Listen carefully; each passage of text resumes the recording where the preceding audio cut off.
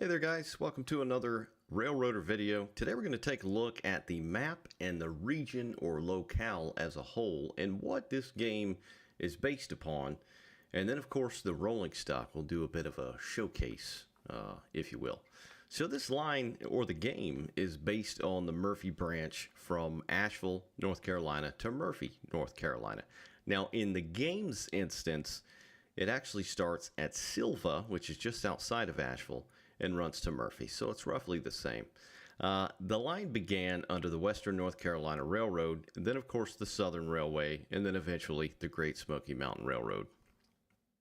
Now the line was built to reach the remote, very remote region of southwestern North Carolina, deep in the mountains and valleys in that area. And they just could not get food there in time. A really bad famine happened in about 1845, and the citizens had had enough. So they went to the state of North Carolina, the legislature, and got a railroad chartered into the area.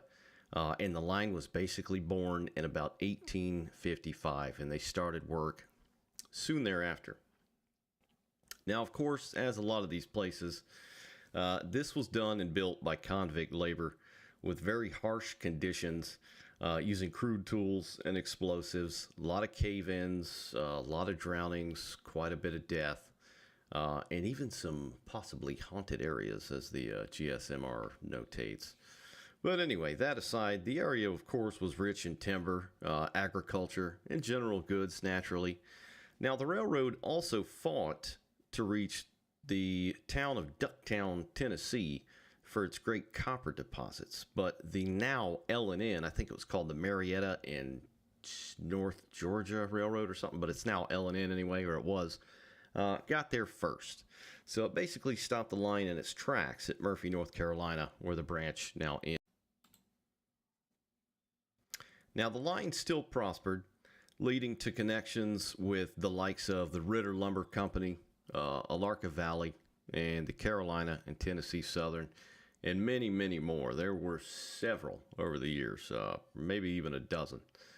Now the branch did interchange with the L&N at Murphy, as well as served a massive pulpwood mill, pallet manufacturer, propane, and oil companies. But there were other industries all up and down the line as well. This line ran along rivers, or still does, past tense, mean to say present tense anyway, still runs along rivers, runs through valleys, over mountains, through mountains, and various towns. A couple of larger towns on the line are Waynesville, Dillsboro, Bryson, which is now Bryson City, and then of course Andrews. And sometimes it made Saluda grade pale in comparison due to settling of the roadbed. They would see grades as high as 6%, sometimes leading to triple headers, even with pushers, in areas like Balsam and Red Marble. Now today the GSMR still runs most of the line, featuring excursions, and still serves customers with its freight needs as well. Alright then, so we know where we're playing, or where the game's supposed to be. Now the era, I think what they were shooting for is the 40s into the 50s, which of course is the diesel transitional era. And of course this area would have been ran and operated by the Southern Railway. Now common steam locomotives that would have run this area, especially the more treacherous parts, would have of course been the venerable 280s or the small driver 462s, which they essentially used on a lot of the passenger traffic through the area. And then of course you'd have your odd shaves here and there from some of the branch and the logging companies. So we are of course in the sandbox mode. Now this is groundbreaking for any kind of rail sim, as far as I'm concerned anyway. I feel like a lot of sims have kind of missed out on that as of late, particularly, you know, train sims, rail sims, etc. So you can still do your career, build your railroad, which is quite fun. I've been doing that on my own. And then of course you've got your sandbox mode, which we're currently in, hence why I'm able to lay all these engines down, because I certainly do not have enough funding to do this in my current tiny railroad career experience. And it's quite simple. You pop in, you've got the entire map already laid out. every single thing. Every connection, every bridge is built, every interchange is there. You've got it all. From stem to stern. Andrew's down there. And then we've got Silva up here. So not Murphy. Silva to Andrews. I thought it was Murphy. Hold on a minute. Roto Andrew. Yep, not quite to Murphy. That's fine. Okay, so anyway, yeah, so all you got to do is when you pop into the sandbox mode is you hit Shift T, and there it is, guys. Every single bit of rolling stock. Now, this is a lot, especially for the price that the devs are asking for Railroader. One hell of a deal. So you've got quite a bit to mess around with. So I've got everything laid out here, all the locomotives, all the rolling stock as well. We're just going to do a brief look at them one by one. We are, of course, in Bryson City, which is like the kind of the largest area on the road. It's almost very centralized, a bit more to the west, but definitely has a large yard, probably the largest yard on this map and in this region. But let's go ahead and get into each locomotive. So first up, we have got the 10-wheeler, which I mistakenly called Decapod about 17.8 trillion times in the last video that I made. It's just something dumb that I do, kind of like calling a Consolidation a Constellation and getting that mixed up. Anyway, this is one of the starter engines along with the Mogul, so we've pretty much played around with this in the game. If you've been following along the 3 parts of our career series, I'll try and pop that in the top right hand corner if you'd like to go back and watch that and just get a general sense of the game overall. But this is basically just the 10-wheeler. It's a very old locomotive, commonly known as the 460 Rogers. But they were known as a 10-wheeler, kind of a broad name, and fairly popular at the time in about the mid-1800s, basically for its speed or stability at speed, because it really only hauled lightweight wooden coaches at the time, so it was quite popular. So we're just going to breeze through these. I'm going to try and keep it short and sweet, and then at the very end, we'll kind of mess around with the customizations and what you can do with each locomotive, whether it's in the sandbox or your career. So this is, of course, the 080, which was a switcher. It was a USRA locomotive, standard heavy switcher for the time, built by Alco, Baldwin, Lima, and I think almost about close to 200 were built overall. Now this right next to it, its older brother is the 060, which was a standard light switcher primarily built by Alco in the very early 1900s at about 250 units for the U.S. Railroad Administration, which for short USRA, which was the nationalized system during the time of the World War I era, which was just the U.S. Railroad Administration. It was just a nationalized system. This chonker right here is, of course, the 462 Pacific, known across the world as the Pacific, due to some kind of story about it being shipped from New Zealand across the Pacific Ocean, hence the name.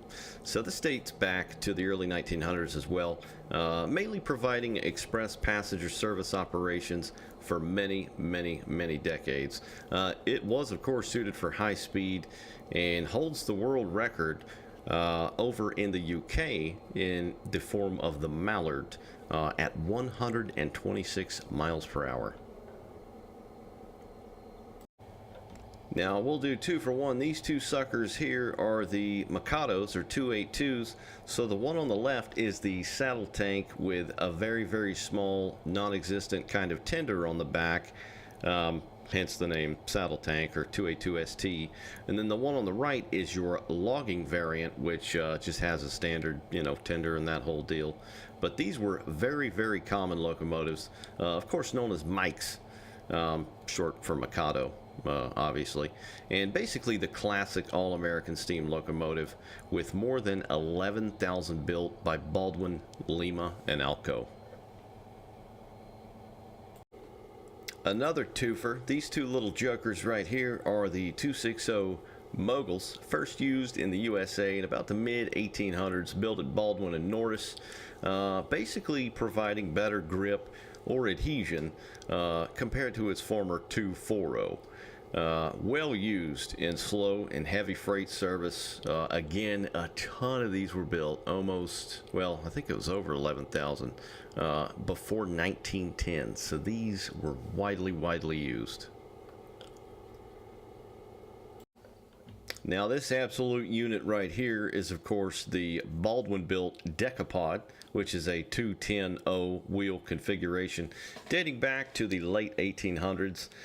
Not terribly popular in the US due to the small firebox and a couple other issues, although a lot of railroads in mountainous regions did enjoy these things thoroughly, mainly due to the tractive effort and grip from the driver wheels, all lined out, 10 in total, side by side.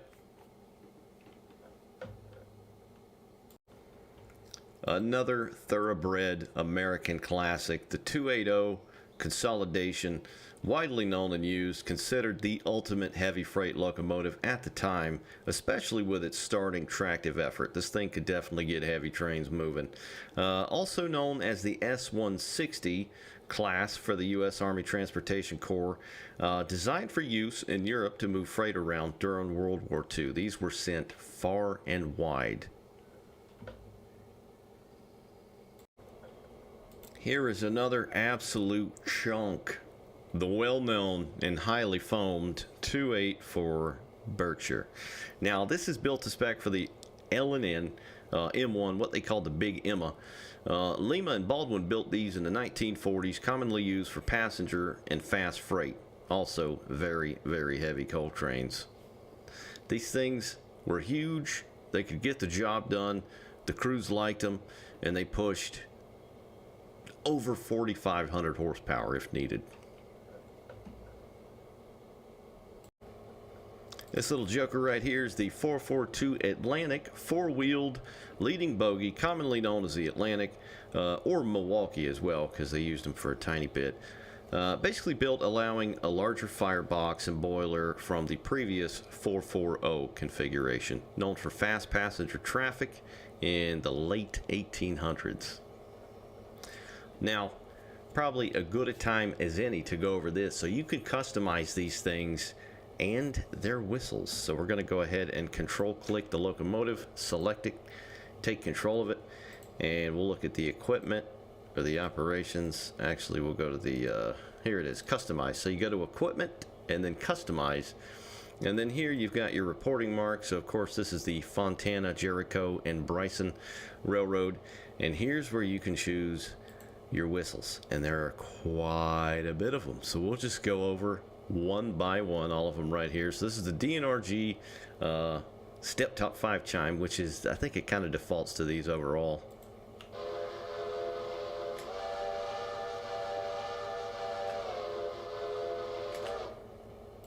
Then we've got standard 3 chime. As you can see, it changes the model as well, so it's not just a one and done kind of deal.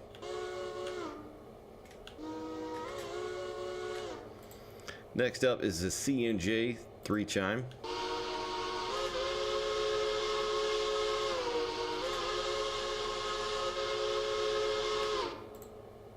Star Brass 5 chime low.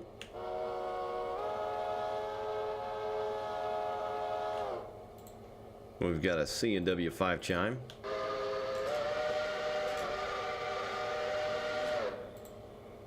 Central of Georgia 5 chime.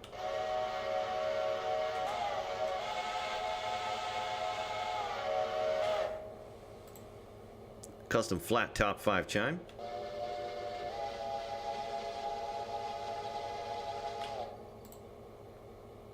Hyco Long Bell 3 chime. Different model as well, as you can see.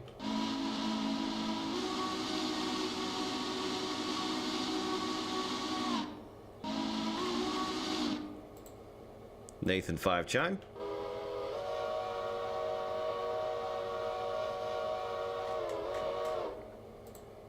Nathan 6 chime.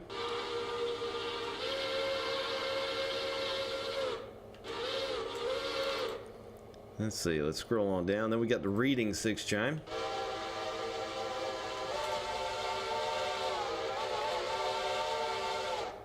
That sounds pretty good. Southern Long Bell 3 chime. That's a chunker right there. Look at that unit.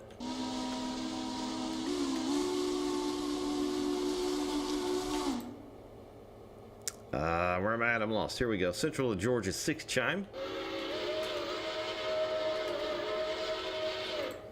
6 chime low is next. Let's see, we'll go on down. Settle tank 1 chime.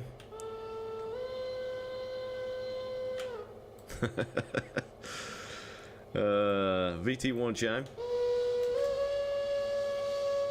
That one sounds pretty good for a 1. Settle tank 1 chime low.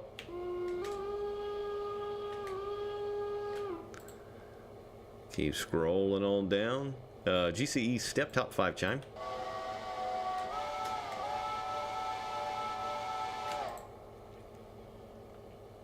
Nickel plate step top 5 chime.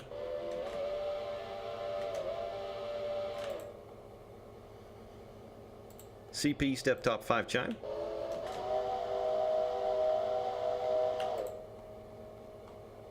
CN step top 5 chime.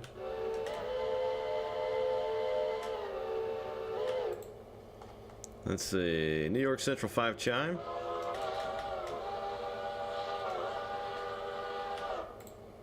And last but not least, Western Maryland 3 chime.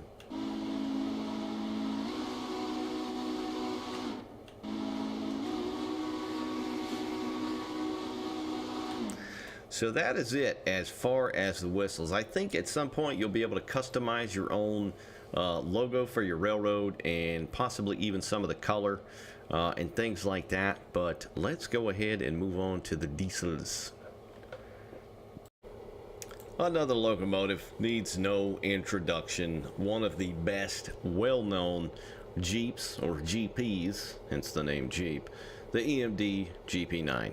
4-axle, diesel electric locomotive built 1954 to 1959, a highly popular early Jeep with 1,750 horsepower with over 4,000 units sold. So of course this game is in the steam to diesel transitional era, hence some of the diesels here, and this is what we got so far. So you can do the same with these. Let's go ahead and check this thing out.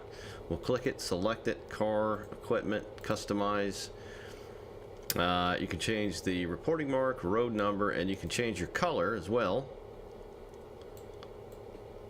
which is neat. Make it like a dark green. There we go. So yeah, you can do all kinds of stuff with that. Lettering, not sure where that goes. Oh, it goes on the side. Okay, so you can put that there. If you put something in the text box, it actually changes the reporting mark. So there we go, it goes right back to it.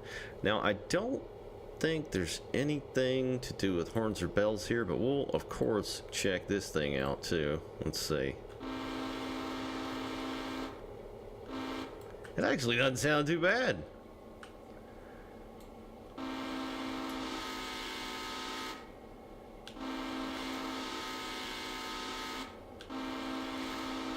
Now I'm a huge diesel nut.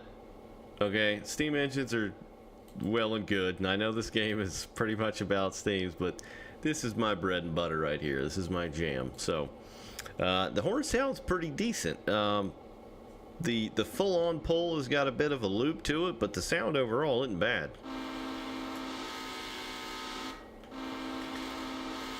Now I'd also like to notate this isn't any kind of based on Railroad's prototype of a GP9. It's just a very basic GP9. Now I'm not hearing the bell. Does it have a bell?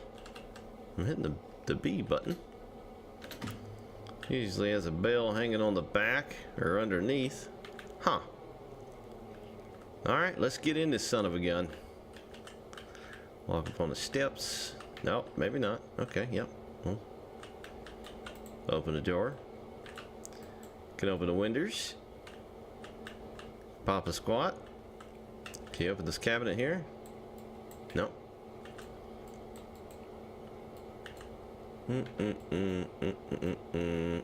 Very basic, but operational. I do like the pull cord there. That's cool. Well, let's back up here.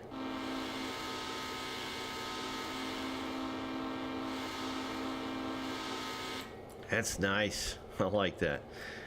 Can of course open the windows and the back door too. No, no real labels, any kind of emblems, anything like that. But that's, it's not what this game is meaning to be. These are just tools essentially for your railroad, to build your railroad. Let's go ahead and test out some of the brakes and stuff. I still would like the game sounds to be louder. I've got them at 100. I've got my system sound, Windows system sound at like 40. But nonetheless, no real sounds with the reverser, but I'm not totally upset about it. Holy moly, I hit the wrong key. Imagine that. Let's check out the headlights on this sucker. Look at that. Look at that headlight color. That is perfect. Coming from Train Sim Classic and having developers in Train Sim Classic making, models after models after models after models and still using bright white unrealistic headlights. And then these guys, their first thing here, basically, brand new game, and they got the headlight color right. So, big GG for that. Let's see. Now, can we ramp this thing up without putting it? There we go. Just trying to listen to the sounds here.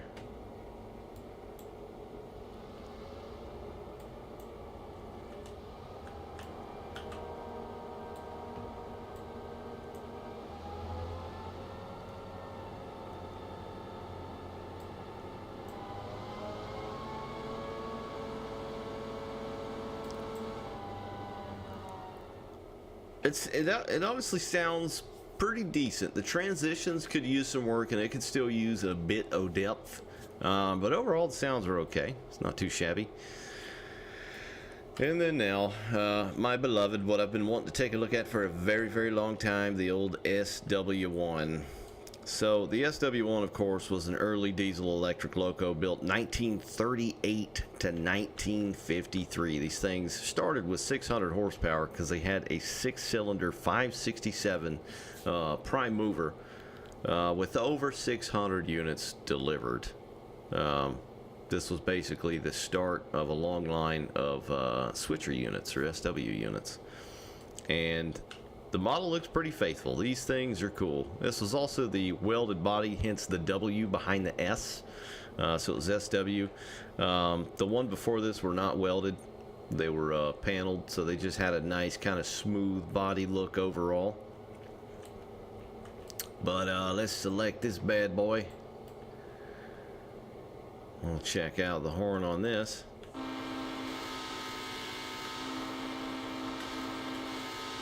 It's got the same horn. It kind of sounds like an M5 to me, like the GP9. Yeah,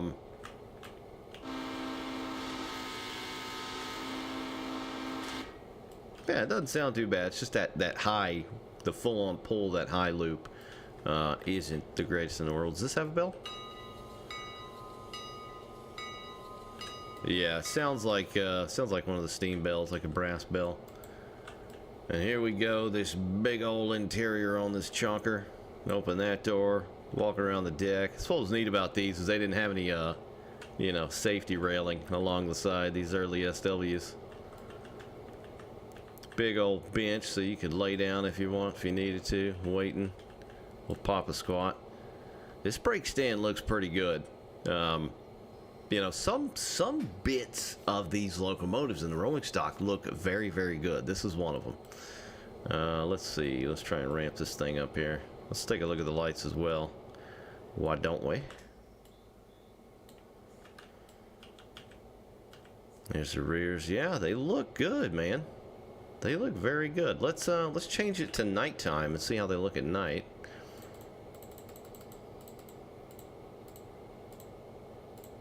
the middle of the night. Now I can't tell if that's the lamp there, so we'll back it up.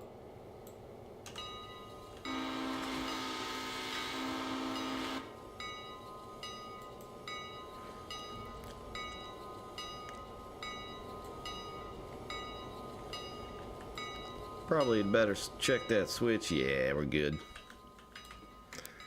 So let's get in this thing. Oh, do I have the dims on?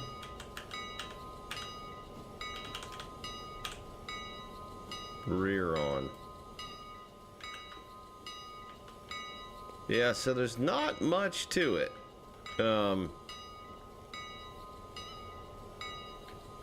You can kind of see down the track a bit, which is nice, so it is moving. So yeah, it actually looks pretty decent. It's not just super bright right here. Of course, these things didn't have ditch lights. Let's go ahead and get rid of that darn bell. So yeah, not too shabby. Little SW. I've been geeked about this thing. Let's get our lantern out.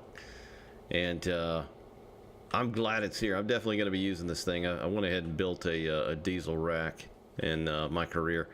So that's the locomotives. Let's go ahead and go check out the rolling stock now. So you'll get quite a smattering of rolling stock for this game. I didn't even realize how much rolling stock was going to ship with the game. But first things first, 35-foot wooden boxcar, run-of-the-mill. Next up is the 41-foot ribbed boxcar. I love the way that thing looks. Next, we got our 50-footer steel, a lot more modern than the AAR standard boxcar. After that is the USRA 40-foot steel. We've got a 35-foot wood flat, 40-foot pulp rack, 40-foot skeleton car for your logs. This is the F30 flat car. This is the F50 old school bulkhead. Steel 40-foot flat. This is the old school single dome tank. This is the USRA 8,000 gallon tanker. A lot larger. See, 36-foot 2-bay hopper. ACF 2-bay hopper, covered as well. Awesome looking car. I love these things, man. Get up on here. Oh, I love these old hoppers. You can open the hatches. That's so damn cool. Love it. Love the old hoppers like that, man. Okay, stop drooling. USRA 70-ton 3-bay. We've got a collection of the cabooses. So we got an early steel caboose. We'll go ahead and hop in one of these, see what's what. Never really gotten the one that I own on my railroad. Oh wow, it's actually done up on the inside. Cool. It's got an old wooded table, some chairs, sink, water tank. Yeah, so you can chill out. Somewhere to chill. Alright, let's go on back down here. Early wooden caboose. You can obviously tell by the panel siding. We've got a late wooden caboose. We've got a 35-foot wooden gondola. Little shorty, short side. 40-foot wooden gon. We got the 55-foot high side gon. 70-ton gon. G30 gondola. These look cool as well. And then a 50-9 gondola. Love the looks of these too. And then our freight stock. So this is all the stuff you can run with passenger cars. This is the 1915 Osgood Bradley standard lightweight. Back here behind it's the 1893 early heavyweight. And behind that it's the 1900 open coach. Right behind that is the open work coach. And then last but not least is your baggage car. So this is all the stuff that you'll get to mess around with in Railroader.